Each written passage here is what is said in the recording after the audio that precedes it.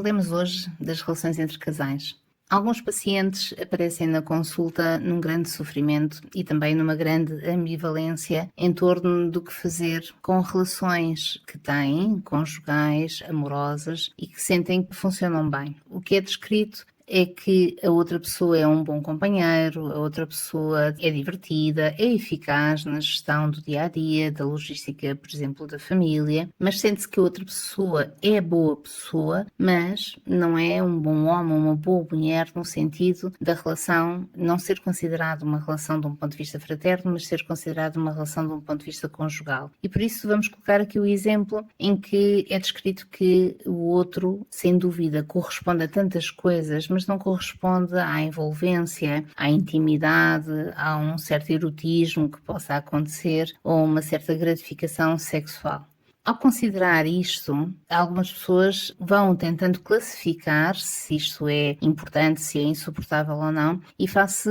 ao vazio, à insatisfação que isto vai trazendo progressivamente, decidem terminar a relação. Ao terminar a relação, é frequente que, do ponto de vista psicológico, se fique à procura de colmatar aquela parte e aquela parte diretamente e aquela parte unicamente como sendo a parte que estava em falta, como sendo a parte que estava insatisfeita, aquela que então agora definitivamente na nova relação tenha que ser reposta. Isto leva a frequentemente um lapso que não se percebe anteriormente e que é frequente vir a confirmar-se depois. Conhece-se novas pessoas e a tendência será eleger e escolher para uma nova relação aquela pessoa que seja muito contrastante nesse aspecto com a pessoa com que se estava. Imaginem, se, dando aquele exemplo, a primeira pessoa não era mais investido, mais eloquente, mais erótico de um ponto de vista sexual, então se esta pessoa assim for,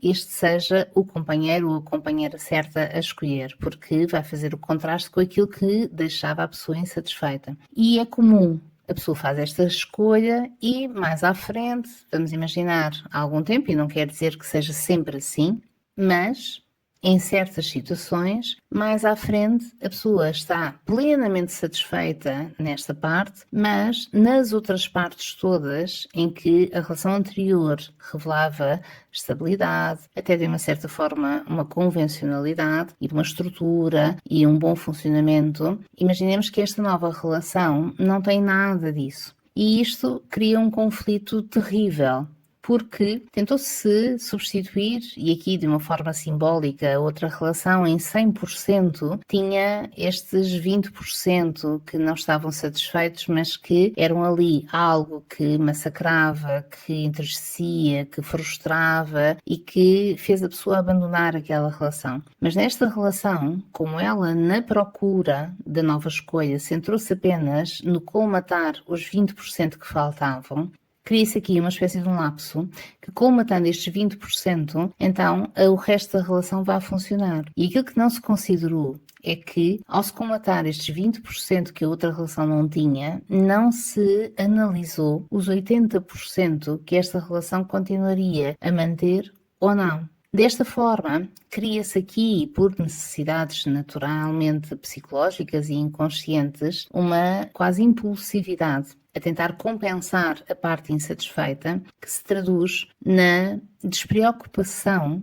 em fazer uma análise da pessoa que se esteja a escolher e uma análise de uma forma mais transversal, que nos consiga trazer uma noção mais padronizada da outra pessoa e daquilo que ela oferece não só à relação, mas daquilo que ela constitui como pessoa. O que queremos dizer é que as relações não se podem fazer em partes. Elas nem se podem terminar em partes, mas também não se possam escolher em partes. As relações têm que oferecer sempre coisas melhores e coisas piores. Têm que estar sempre designadas para coisas que trazem mais gratificação e que gostamos e amamos mais, para outras que nos sejam eventualmente mais frustrantes, mais vazias, mais insatisfatórias pela diferença que elas representam. Mas teremos sempre que ter em atenção que a análise global, e se conseguirmos olhar sempre para os dois lados, para as coisas melhores e piores e para aquelas que satisfazem ou não, nós consigamos ter uma visão holística, uma visão completa da pessoa e do que esta representa, e para que possamos aí conseguir determinar se estão satisfeitas as coisas que sejam fundamentais e também ao mesmo tempo definir aquelas que sejam fraturantes e que por isso nós pudéssemos considerar que seriam inaceitáveis, inconcebíveis e que pudessem justificar ao termo da relação. Aqui em resumo, para que a relação termine, teriam que ser discriminados estes pontos fraturantes e onde é que eles estejam e como os reconhecer. Mas para escolher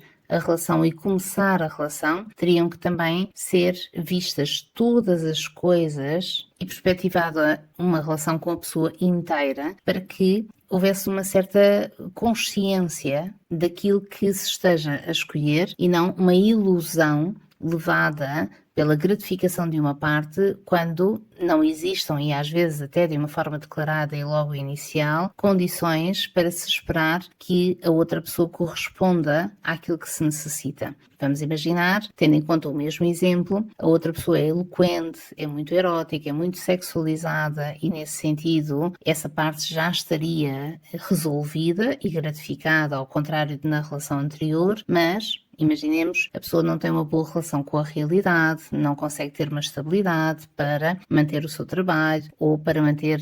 a relação em certos termos, ou a pessoa tem, imaginem, comportamentos agressivos ou comportamentos muito desrespeitadores e que isso pudesse voltar a constituir elementos fraturantes e inaceitáveis na relação. Em conclusão, para se poder, quer escolher primeiro, quer terminar depois a relação, que o olhar tivesse que ser inteiro, quer às coisas que são mais afetivas, quer aquelas que depois, de uma forma comum, se chamam as mais racionais. Ou estaremos sempre à procura de partes e nunca conseguiremos ter o todo e estabilizar num todo, o que sem dúvida possa ser importante para todos também.